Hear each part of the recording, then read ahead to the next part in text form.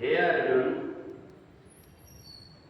ज्ञान यज्ञ द्रव्य से भी बढ़ करके है और समस्त कर्म व्यर्थ रूप ज्ञान में समाप्त हो जाता है। भगवान ने परमात्मा की तरफ बढ़ने के उपाय बताए।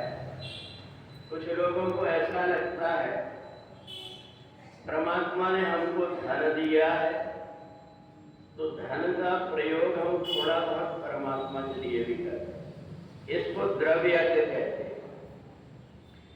कि जो कुछ भी उसके पास धन है वो परमात्मा में भी उसमें से कुछ लगा देना चाहता है और ये सोचता है कि यहाँ जो तेरे पास जितना मेरे को मिला हुआ है, पहले जन्म का किया हुआ है संस्कार, मैंने अच्छे काम में जो कुछ किया है यहाँ मेरे को मिला है, ऐसा समझ करके वो लगा देता है।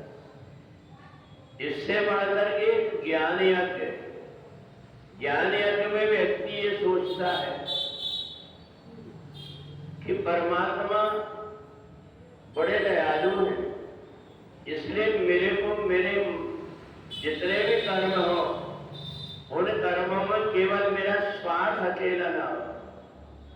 बहुत से व्यक्ति ऐसे होते हैं जो कुछ भी कर्म करते हैं दूसरों को भले उससे कष्ट हो, परंतु हमारा स्वार्थ सिद्ध होना चाहिए। उससे वो जो दो पैसे कमा भी लेते हैं वो पता नहीं कब कैसे जाकर के निकल जाते हैं, कोई पता ही नहीं लगता। वो बार बार ये सोचता है कि मेरे पास आता है पर ये चला क्यों जाता है, इसलिए चला जाता है। उसने केवल अपना स्वार्थ देखा, ये नहीं देखा कि मेरे द्वारा जो कुछ भी कर्म हो रहा है इससे दूसरों को क्या कष्ट होता है। इस बात का ध्यान रख करके व्यक्ति कर्म करने लगे तो इसको ज्ञान यज्ञ कहते हैं। और इस ज्ञान यज्ञ से भी बढ़कर के एक और यज्ञ और वो यज्ञ है कर्म यज्ञ। मैं जो कुछ भी कर्म करूंगा वो परमात्मा के लिए ही करूंगा, ऐसा मान करके जब व्यक्ति कर्म करने लगता है तो उसका जो कर्म है वो जो सेवा करता है वो सेवा उसकी पूजा बन जाती है। और वह व्यक्ति ज्ञानी से भी द्रव्य करने वाले से भी बढ़कर के आगे बढ़ जाता है, क्योंकि सबसे सेवक धर्म कठोरा, सेवा का जो धर्म है वो सबसे बढ़कर के है। इसलिए बहुत से व्यक्ति अपने जीवन में सेवा का काम लेकर के सेवा करके और लोक और परलोक दोनों सुधार लेते हैं। दूसरी बात, जो सेवा करने वाला व्यक्ति होता है उसकी परमात्मा से ज्यादा नजदीकी हो जाती है। वो परमात्मा को स्नान कराता है, वो परमात्मा को श्रृंगार कराता है, वो परमात्मा को बार बार देखते रहता है कि मैं परमात्मा की और क्या सेवा करूं। ऐसा मान करके वो परमात्मा के ही दृष्टि रख करके कर्म करता है, परमात्मा के वो ज्यादा निकट होता है।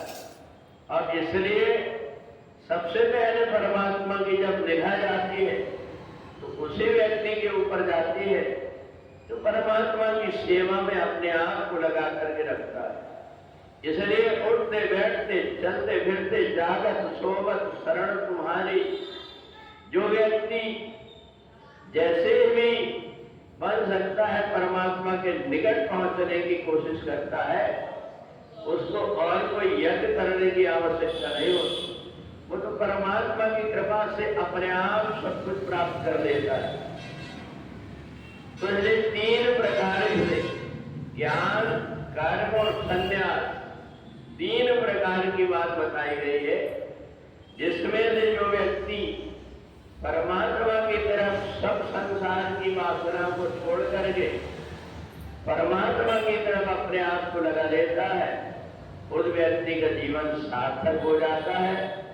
और इसलिए भगवान ने ज्ञान योग भी बता दिया कर्मयोग भी बता दिया, और फिर 5वें अध्याय में परमात्मा के हम कैसे निकट पहुंचे, वो योग के द्वारा जीवात्मा और परमात्मा का मिलन कैसे होता है ये भी बता दिया।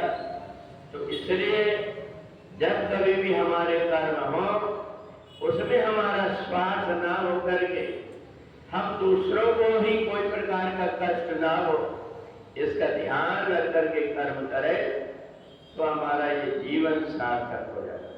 पूरे वृंदावन बिहारी लाल की